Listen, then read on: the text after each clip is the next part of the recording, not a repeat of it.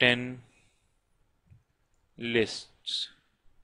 ठीक है, तो मैं मुख्तलिफ चीज़ों की टॉप 10 लिस्ट कह सकता हूँ। For example top 10 coffee powders for coffee machines. ठीक है, इस किस्म की मुख्तलिफ मैं जो लिस्टें बना सकता हूँ। तो जब मैं लिस्ट का ब्लॉग बनाया करूँगा तो मैं हमेशा उसका जो लेबल है टॉप 10 लिस्ट दिया करूँगा।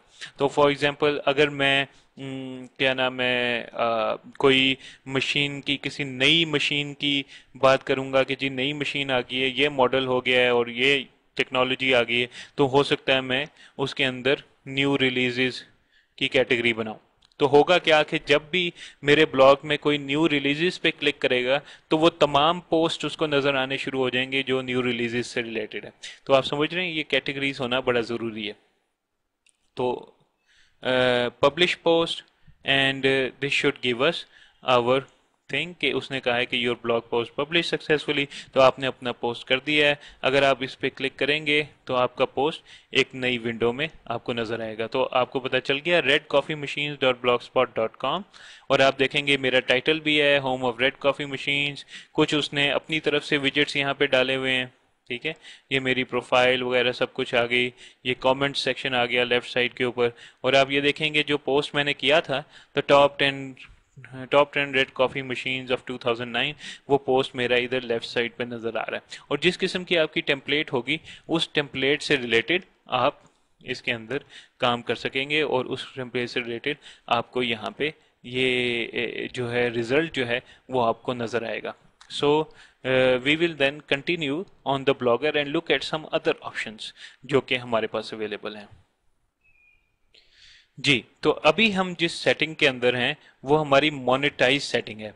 और this is where you can actually make money with Google. क्योंकि गूगल के एडसेंस प्रोग्राम जो है वो उन लोगों के लिए है जो कि अपनी साइट्स पब्लिश करते हैं। जैसे आपने अपना ब्लॉग बनाया है और उस ब्लॉग पे वो गूगल के एडवर्ड्स रन करना चाहते हैं।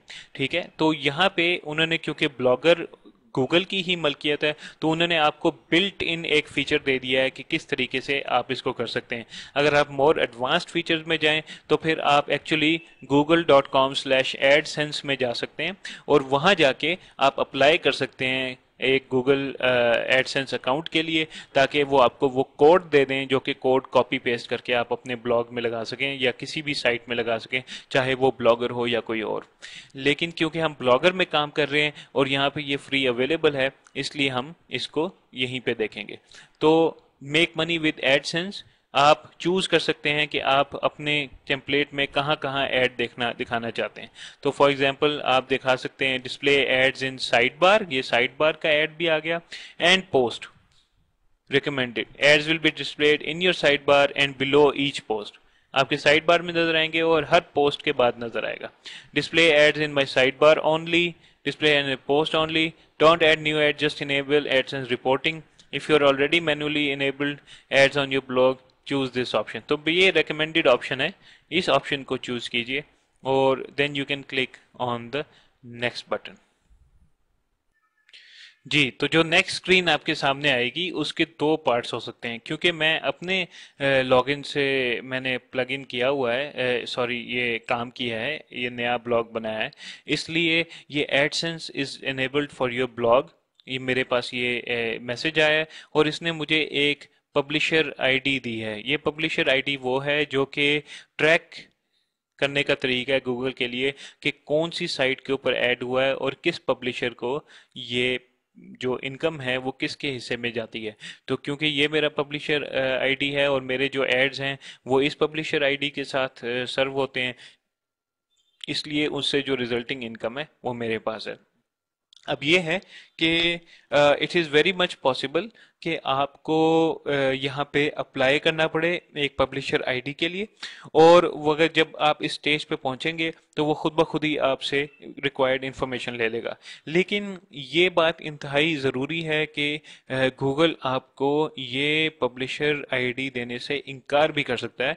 और उसकी आम तौर पे जो मेन वजह होती है वो ये होती है कि लोग जिस दिन ब्लॉग बनाते हैं उसी दिन मोनेटाइजेशन करने के लिए अप्लाई कर देते हैं, जो कि गलत है। गूगल की कुछ शराइत हैं। फॉर एग्जांपल आपका ब्लॉग जो है वो रेगुलरली अपडेट होना चाहिए। आपके ब्लॉग में अच्छा खासा, एटलीस्ट मेरी नज़र में अच्छे खासे कोई 20-25 पोस्ट होने चाहिए, ताकि गूगल को पता चले आपका कंटेंट किस किस्म का है। और गूगल को ये होना चाहिए कि ये कॉपी पेस्टेड कंटेंट नहीं है, ये एक कोशिश की गई है यूनिक और अच्छे कंटेंट बनाने की। तो once you have done that, तो there is no reason why आपका जो गूगल का पब्लिशर अकाउंट है वो क्यों ना बन सके और आपका एडसेंस प्रोग्राम शुरू ना हो सके। वंस आपका एडसेंस प्रोग्राम शुरू हो जाएगा, तो उन लोकेशंस में जो कि आपने चूज किए हैं साइड बार और हर पोस्ट के नीचे आपका जो एडवर्टीजमेंट है वहाँ आनी शुरू हो जाएगी। अब आपका मेन काम ये होगा कि आप अच्छे तरीके से उसको लिखिए, आप अपनी मार्केटिंग कीजिए फेसबुक और ट्विटर के थ्रू, और अपने फेसबुक के ऊपर जो आपका अकाउंट है उसको फॉर एग्जांपल आप यूज़ कर सकते हैं कि आप शेयर कर सकते हैं कि जी just wrote a new post about this and this. और मामला ये नहीं है कि आप दुनिया की हर बंदे को अपने ब्लॉग के ऊपर ले आएं। आपका जो ब्लॉग से रिलेटेड लोग हैं, जो कि जैसे रेड कॉफ़ी मशीन्स पे मैं बात कर रहा हूँ, एक मैंने एग्जांपल लिया है, तो अगर वो लोग मैं अपनी ट्रैफिक लेके आऊंगा, वो उन लोगों को इनवाइट करूंगा अपने वेबसाइट के ऊपर जो कि रेड कॉफ़ी मशीन्स में इंटरेस्टेड हैं, तो मेरी इनकम बढ़ने का चांस ज़्यादा है, बजाय कि वो लोग आएँ जो कि इंटरेस्टेड ही नहीं है। वो आएंगे एक दफ़ा ब्लॉग पे और चले जाएंगे। तो मेन गोल मेरे बिजनेस का सिर्फ ऐड पे क्लिक करवाना नहीं है। मेन गोल मेरे बिजनेस का ये है कि मैं अपनी कम्युनिटी बनाना शुरू करूं, एक रेगुलर फॉलोइंग बनाना शुरू करूं, रेगुलरली रेगुलरली हर दिन एक या दो जो है इंटरेस्टिंग पोस्ट्स में लिखूं। और जब मैं वो ये कंटिन्यूसली कर दूं, ये बड़ा इजी है समझना कि यार एक दो पोस्ट में डेली कैसे लिख सकता हूं, लेकिन आपके इर्द गिर्द इतनी ज़्यादा इंफॉर्मेशन है, तो आप उसको गैदर करना सीखिए, अपने गूगल पे सर्च कीजिए, अपने खुद आपका पैशन होगा, आपने एक चीज़ चूज़ की है, आपने जो कीवर्ड रिसर्च की है, उससे आपको ये सारा डेटा पता चलेगा कि लोग क्या चीज़ ढूंढ रहे हैं आपकी फील्ड में। जैसे मैं एक फील्ड ले सकता हूँ डॉग फूड, उसके अंदर लोग किस चीज़ में इंटरेस्टेड हैं। लोग हेल्दी डॉग फूड में इंटरेस्टेड हैं, वीगन डॉग फूड में इंटरेस्टेड हैं, डॉग फूड फॉर पपीज़ में इंटरेस्टेड हैं, मीटलेस जो डॉग फूड जैसे वीगन है उसके अंदर इंटरेस्टेड है।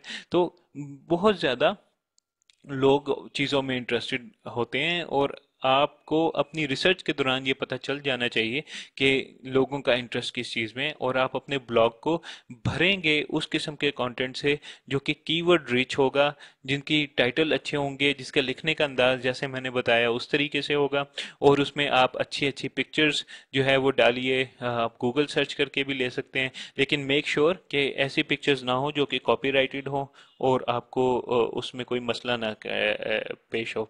अगर आप यूट्यूब वीडियोस ला सकते हैं, तो यूट्यूब वीडियोस भी एक ऑप्शन है कि आप अपने जो ब्लॉग के अंदर अगर आपको इंटरेस्टिंग वीडियो मिलती है तो वो शेयर कर सकते हैं। तो एक हेल्दी मिक्स होना चाहिए आपके ब्लॉग का, ओरिजिनल कंटेंट का जो बिल्कुल आपका अपना कंटेंट है, उस कंटेंट का जो कि आपने कहीं और पढ़ा है या किसी और ने पोस्ट लिखा है। आप उस पोस्ट का लिंक देकर आप उसके ऊपर अपनी ओपिनियन और रिव्यूज लिख सकते हैं। नंबर 3, आप क्या कर सकते हैं कि आप जिस तरह वीडियोस मिली हैं या इंटरेस्टिंग ऐसी चीज़ मिली है वो शेयर कर सकते हैं अपने ब्लॉग के थ्रू। तो ये तो मेन 3-4 टेक्निक्स हो गई जिसके थ्रू आप डेली का कंटेंट क्रिएट कर सकते हैं। एक चीज़ ये भी इंपॉर्टेंट है कि जब आप किसी कम्युनिटी के हिस्सा बनते हैं, जैसे मैं रेड कॉफ़ी मशीन्स कम्युनिटी का हिस्सा बन गया हूँ या डॉग फूड कम्युनिटी का हिस्सा, मार्केट का हिस्सा बन गया हूँ, तो उसके अंदर आपको फिर ये भी सर्च करके देखना चाहिए कि और कौन से ब्लॉगर्स हैं जो कि इसी कम्युनिटी का हिस्सा हैं। और बेस्ट एफर्ट ये होती है कि आप जब उन ब्लॉगर्स के ब्लॉग पे जाएं तो उधर अच्छे पॉजिटिव और थॉट प्रोवोकिंग और यानी ऐसे कमेंट्स डालें उन ब्लॉग्स पोस्ट के अंदर जो कि जिससे पता चलता हो कि वाकई आप भी पैशनेट हैं अपनी इस मार्केट के बारे में। और उसमें बड़ी आराम से हर कमेंट जो होता है उसमें 3 सेक्शन होते हैं। एक तो आपने अपना नाम देना होता है, अपना ईमेल एड्रेस देना होता है, और अपना जो पोस्ट का जो आपने कमेंट लिखना है वो देना होता है, और चौथा हिस्सा उसमें एक यूआरएल होता है। तो बड़ी इजीली मैं क्या करता हूँ कि अगर मैं लिंक्स बनाना चाहूँ तो मैं क्या करता हूँ कि मैं जब कम्युनिटी में जाता हूँ और मैं चाहता हूँ कि मैं उधर कमेंट करूँ, मैं ये भी चाहता हूँ कि उन लोगों को मेरे बारे में भी पता चले। तो सिवाय मैं सिर्फ ये लिख दूँ कमेंट के अंदर कि जी प्लीज़ विजिट माई साइट, वो एक सही तरीका नहीं है। लेकिन मैं अपना मेन जो कीवर्ड है वो अपने नाम की जगह जरूर लिख सकता हूँ। सो फॉर एग्जांपल अगर मैं कहीं जाके कमेंट करूंगा तो मैं अपने नाम की जगह रेड कॉफी मशीन्स लिखूंगा, और मैं अपने यूआरएल के अंदर अपनी वेबसाइट का यूआरएल दूंगा।